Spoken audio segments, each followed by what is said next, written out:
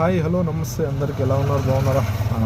మీకోసం మరో వీడియోతో వచ్చాను మీ ముందు. నా ఛానల్ అయితే ముందు సబ్స్క్రైబ్ చేసి లైక్ చేసి షేర్ చేసి వాచ్ చేయండి. అయితే ఐబొమ్మ రవి ఈ పేరు తెలియని తెలుగు వాళ్ళు ఉండరు. ఎందుకంటే ఐబొమ్మ అనే వెబ్సైట్ తోటి తెలుగు జనాలందరికీ ఫ్రీగా సినిమాలు చూపించినటువంటి ఒక వ్యక్తి. ఆయనను కొన్ని నెలల ముందు తెలంగాణ పోలీసులు సిసిఎస్ పోలీసులు అరెస్ట్ చేసి జైలుకు పంపించారు. అయితే నిన్న రవికి బెయిల్ అనేది తెలంగాణ హైకోర్టు మంజూరు చేసింది. అయితే రవి తెలంగాణ ఈ హైదరాబాద్ వదిలిపెట్టి ఎక్కడికి వెళ్ళకూడదు.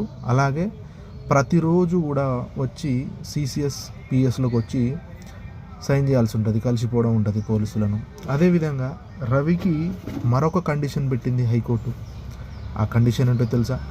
నువ్వు దేశం దాటి వెళ్ళకూడదు, నువ్వు కనీసం హైదరాబాద్ దాటి కూడా వెళ్ళకూడదు, అదేవిధంగా కనీసం ఇంటర్నెట్ కూడా నువ్వు వాడకూడదు అని చెప్పేసి ఈ విధంగా స్ట్రిక్టు రూల్స్ అండ్ రెగ్యులేషన్స్ పెట్టి ఆయనకు బెయిల్ ఇవ్వడం అయితే జరిగింది. సో ఏ విధంగా స్పందిస్తాడు ఐబొమ్మ రవి అనేది మనం చూడాలి ఫర్దర్గా.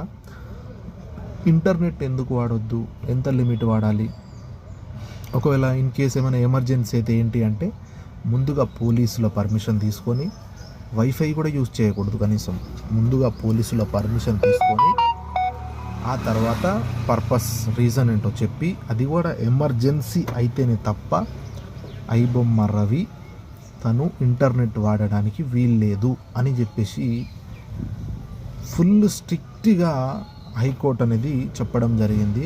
సో ఏ విధంగా దీని మీద ఆయన ఉంటాడు అనేది చూడాల్సి వస్తుంది. సుమారు ఒక అకౌంట్లో 13 కోట్ల రూపాయలను ఫ్రీజ్ చేసేసింది గవర్నమెంట్. ఫ్రీజ్ చేయడమే కాకుండా తన చెల్లికి 90 లక్షల రూపాయలు నగదు రూపంలో ఇచ్చాడంట. చంద్రికాట రవి వాళ్ళ చెల్లె పేరు, ఆమెకి ఇచ్చాడంట. ఇట్లాంటివి ఈడీ మనీ లాండరింగ్ అంటే ఒక కేసు కింద అయిన ఇది కాలే. అసలు సినిమాలకి ఐబొమ్మకి దానికి లింకు ఉన్నప్పటికీ ఈయన మనీ లాండరింగ్లో ఎక్కువగా ఇరుక్కున్నాడు.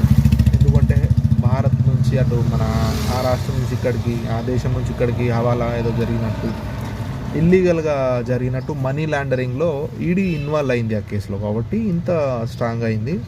లేదంటే అదే ఐబొమ్మ గురించి అయితే చాలా చిన్న కేసు అని చాలామంది లాయర్లు పెద్ద పెద్ద వాళ్ళు అప్పుడు చెప్పడం జరిగింది. సో మొత్తానికి రవి అయితే బయటకు వచ్చేసాడు. సో తను ఏ విధంగా చేస్తాడని మనకు తెలీదు. సో ఫర్దర్గా నెక్స్ట్ వీడియో చేయడానికి మీ సపోర్ట్ నాకు కావాలంటే నా ఛానల్ని సబ్స్క్రైబ్